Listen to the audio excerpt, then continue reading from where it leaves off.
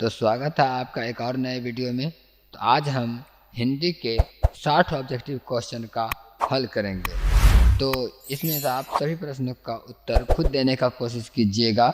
बाबा साहब भीमराव अंबेडकर का जन्म कब हुआ था?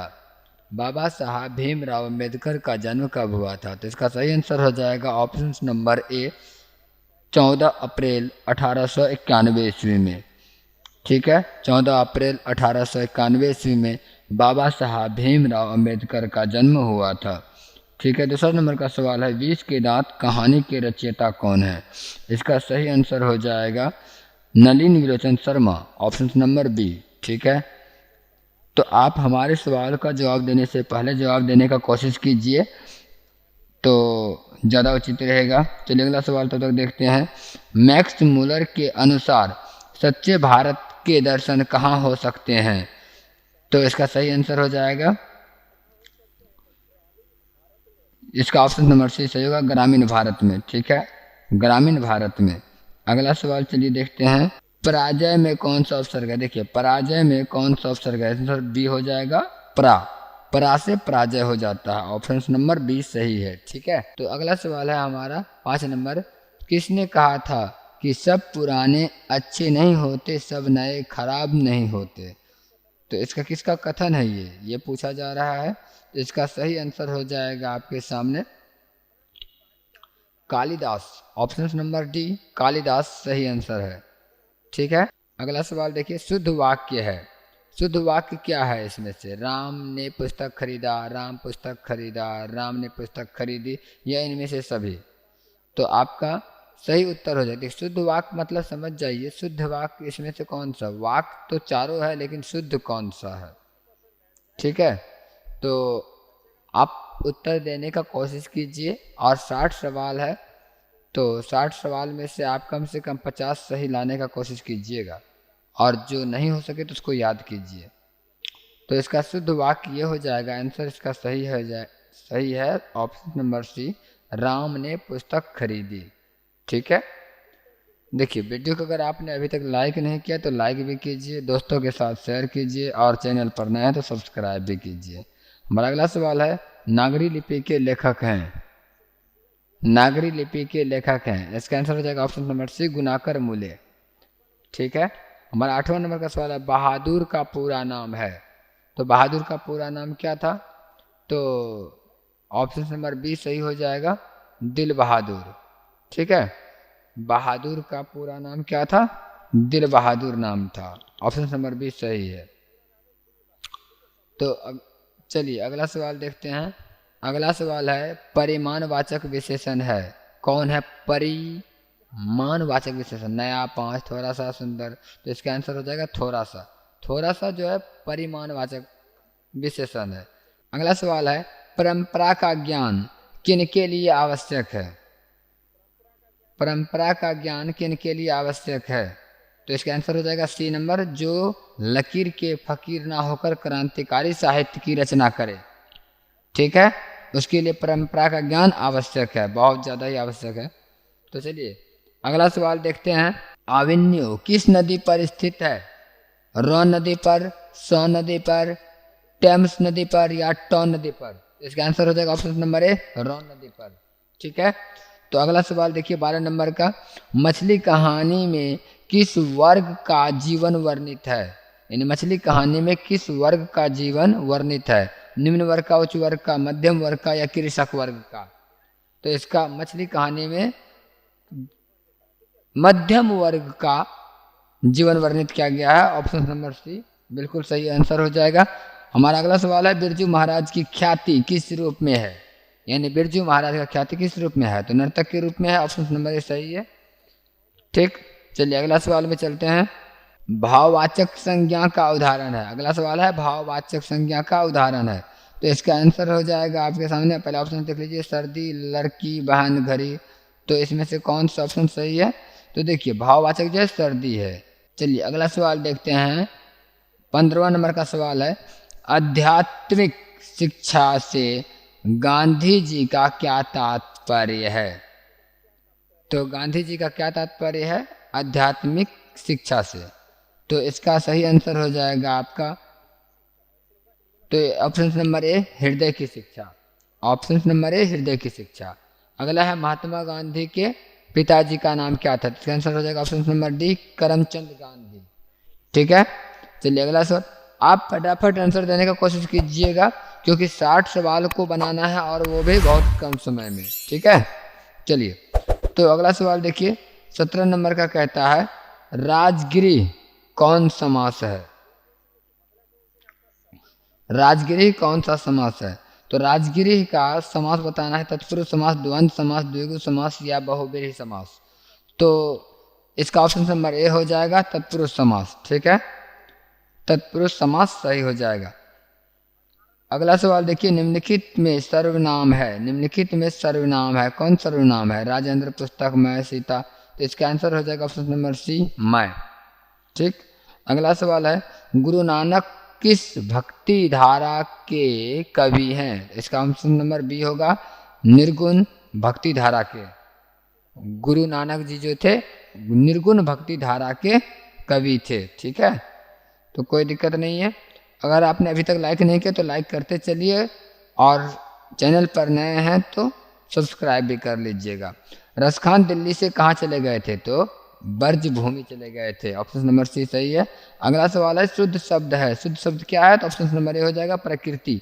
प्रकृति ही शुद्ध है। ठीक है, यानी कि प्रकृति। अगला सवाल है परिश्रम में कौन उपसर्ग है? परी यानी परी, पौर हर्षी का परिश्रम। तो परि जो श्रम परिश्रम हो जाएगा, तो ये परि उपसर्ग हो गया। ऑप्शन नंबर ए सही है। ठीक है, चलिए अगला सवाल देखिए हाथ खाली होना मुहावरे का अर्थ है।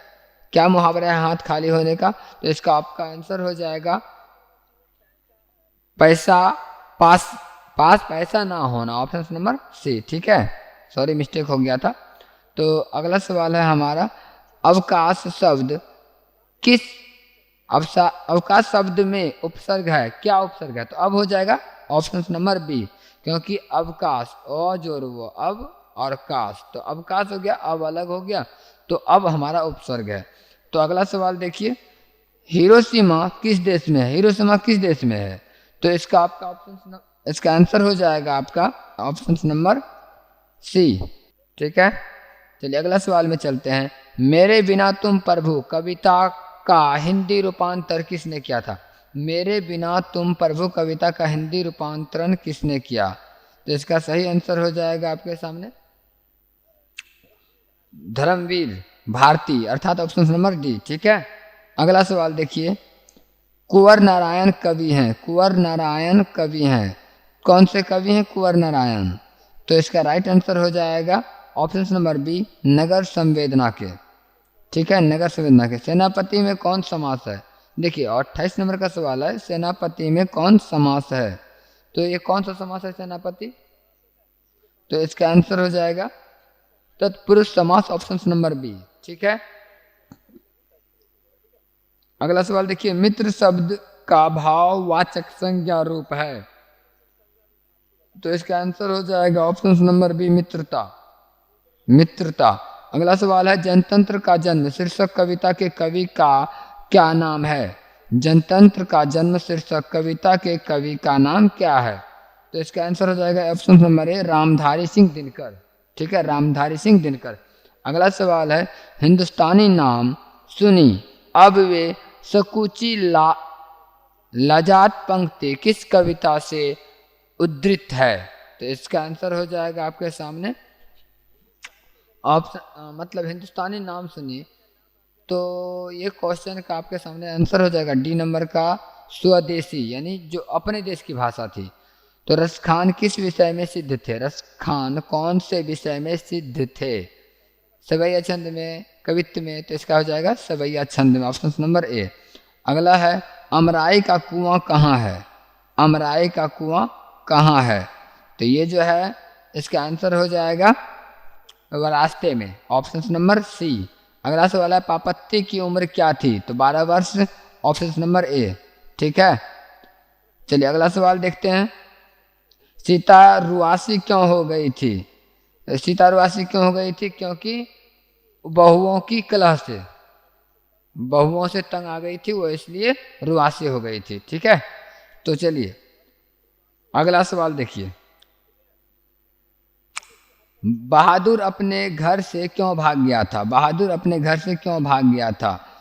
तो उसका आंसर हो जाएगा ऑप्शन नंबर सी, माँ की मार के कारण। यानी माँ के मार के कारण ही वह घर से बाहर भाग गया था। ठीक है, तो चलिए, बिरजू महाराज किस शैली के नर्तक हैं? बिरजू महाराज जी जो थे किस शैली के नर्तक हैं? तो इसका आंसर हो जाएगा आपका अपना ऑप्शन नंबर डी, कथक। ठीक है, कथक हो जाएगा। अगला क्वेश्चन देखिए, अशोक वाजपेयी का जन्म कब हुआ था? अशोक वाजपेयी का जन्म कब हुआ था? तो इसका आंसर हो जाएगा ए नंबर का 16 जनवरी 1941 ईस्वी में। अशोक वाजपेयी का जन्म 16 जनवरी 1941 ईस्वी में हुआ था। ठीक है, तो चलिए अगला सवाल देखते हैं, विलन्व क्या है? शहर है, छोटा सा गांव है, तो एक छोटा सा गांव है, ऑप्शन नंबर बी ही सही है। तो विलन्व क्या है? एक गांव है वो।